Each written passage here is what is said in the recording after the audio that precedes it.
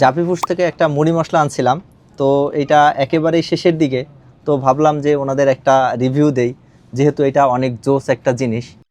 মানে মুড়ি মশলা মুড়ির জন্য একটা পারফেক্ট একটা জিনিস এটা, মানে এতই মজার যে এটা হচ্ছে একটু ফালানো যাবে না, তাই একেবারে পুরা মানে কাঁচাই কষে তারপরে মানে এটা মাখানোর সময় যে ঘ্রাণটা বের হয়, মানে অস্থির ঘ্রাণ, মানে ঘ্রাণ শুনলেই মানে ঘ্রাণ নিলেই মনে হয় যে খিদা আরও অনেক বেড়ে গেছে।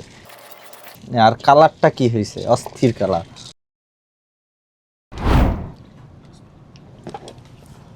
তোমার ভাই হুম, আসলে আপনার ইনভেনশন পাইছেন কোথা থেকে আপনি এটা ভাই অস্থির জিনিস, অস্থির মশলা, মুড়ির জন্য পারফেক্ট। আপনি তো অর্ডার দিয়েছেন আনছেন ওই বেটার আমার পক্ষ দিয়ে এটা থ্যাংক ইউ দিয়ে দিন ভাই।